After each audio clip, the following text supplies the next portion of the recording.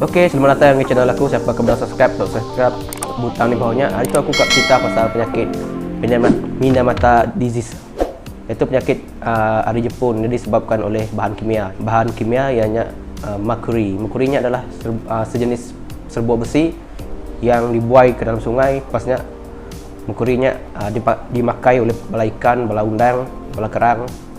Lepasnya bila merkurinya penuh dalam makanan-makanan lautnya, manusia lalu makai lalu menyebabkan penyakit di dalam tubuh manusianya. Contohnya penyakit ya kabur penglihatan, bergegar semut, hilang daya bau, hilang daya rasa. Hanya adalah penyakit yang disebabkan Minamata Itai disease. Itu ia berlaku di tahun 1956 sebab ia dikenal pasti. Oleh sebabnya kita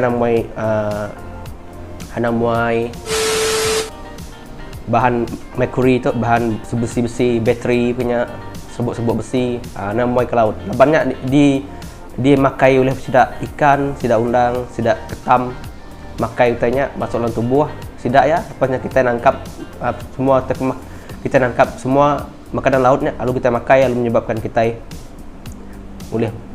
menyebabkan kita berpenyakit Minamata. Okey, itu berlaku di Jepun sebab kilang ada si pengawalan, ada si inspektor kesihatan yang mengawal semua masalahnya sebab. Okey, kemampuan bahan kimia itu ia berkumpul yang melakukan bioakumulasi. Okey, bioakumulasi di dalam tisu penyakit itu boleh nurun hari sigi, nurun seterusnya ngagai susu indai.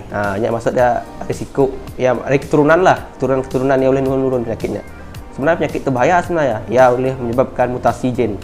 Di mutasi gen tu maksud dia tadi pending boleh tumbuh di dahi, mulut boleh tumbuh di itu kini hekung kini.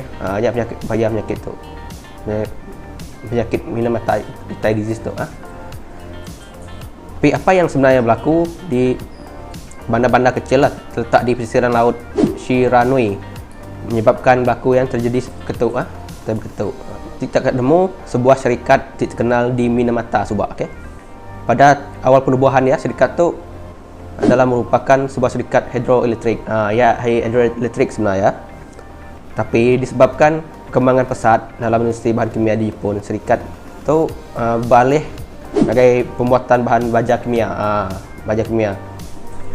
Lepasnya turun menghasilkan estelina, asid estetik, vinil klorida, oktanol, ngau mayu lagi bahan-bahan kimia lain. Kissho Corporation telah menjadi salah satu pemain utama dalam ekonomi Jepun selepas Perang Dunia sebab. Okay? Tapi pada masanya syarikat di Minamata yang merupakan salah satu syarikat Kissho terbesar, hampir 1/4 daripada syarikat Minamatanya bekerja di syarikat Kissho. Bandar Minamata yang kecil bandarnya yang menjadi maju seiring dengan kemajuan syarikat Kissho. Walaupun pada tahun 1912 atau ke 1926 pencemaran sungai itu disebabkan oleh Kissho Corporation. Itu yang menyebabkan masalah alam sekitaran kita akan nemu. Namun kes itu paling teruk telah berlaku pada tahun 1938-1968. Okay?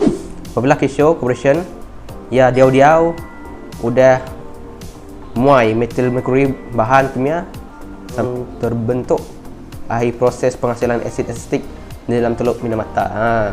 Kita akan tahu. Okey, pada tahun 1956, doktor di Minamata sudah nemu satu penyakit nyelai. Tidak boleh dikenal pasti ya punca hari ini kalangan rakyat Minamata. Okey, penyakit ganjil yang seumpama bakasawan. Ya turut dipahati berlaku ya. Ia nyadi pada daerah kucing terjadi di daerah tersebut. Mesti daerah kucing enggak di dia. Kita kan tahu di Jepun dia. Okey, selepas doktor melakukan pemeriksaan dari rumah ke rumah, mereka mendapati lebih ramai penduduk Minamata yang menghadapi penyakit yang sama. Okey. Tidak yang mendapati lebih mayu lagi penyakit ke sama. Okey. Pada 1 Mei 1956, penyakit kesihatan di Jepun telah mewar-warkan kepada orang ramai tentang penemuan sejenis penyakit diberi nama Minamata disease. Walaupun Kissho Corporation nemu bahawa penyakitnya disebabkan oleh pembangunan bahan kimia yang dilakukan oleh syarikat. Tapi tidak lagi terus membuai bahan kimia ke dalam sungai ataupun di dalam teluk Minamatanya. Ia berlaku pada tahun 1966, barulah Keisho Corporation ia terus menghentikan pembuangan merkuri. Ia pun dah menerima secara besar-besaran daripada penduduk Minamata sendiri. Keracunan merkuri itu apa yang sebenarnya berlaku sebenarnya?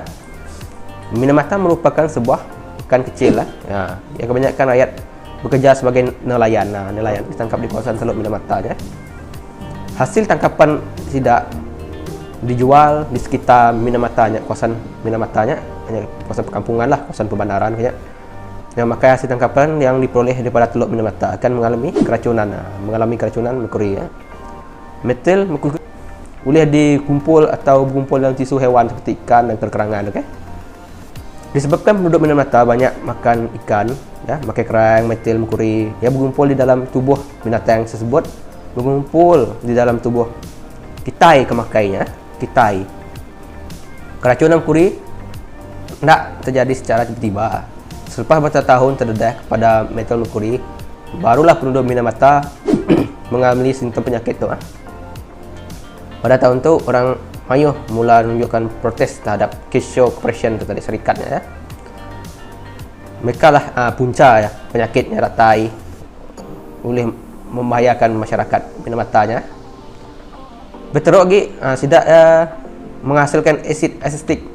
Walaupun kita nemu sidak tadi menghasilkan metil merkuri sebagai produk sampingan sidak Pada tahun 1969, bangsa penyakit Minamata sudah bangkit bertindak memfailkan saman ngagai Keisho Corporation tadi. Moral syarikat tu dikritik hebat ketika baru pertama kali lah sidak yang buka ke muka pengadilan. Sehingga metode Keisho Corporation lagi membayar saman hampir 10,000 orang mangsa, hampir 50,000 mangsa lagi minta pempasan dari kerajaan, menunjukkan betapa besar penyakit akibat terjadi yang masih meracuni dalam masa 5 dekad sebab yang kita nemu tadi penyakit Minamata disease tadi cukup bahaya. Kita cari muka kilang, tapi kita ada sedar yang kita muka tadi kita muai bahan-bahan yang berbahaya daripada kilangnya, yang menghasilkan kita muai barang yang berbahayanya ke dalam sungai. Lepasnya ikan, atau kerang, atau undang makai serbuk merkurinya, serbuk besi, serbuk bahan-bahan kimianya. Lalu kita menangkap sidak ketam, sidak ikannya, lalu kita makai sidak lalu kitanya terpendam dalam tubuh kita, lalu menyebabkan kita berpenyakit makanya.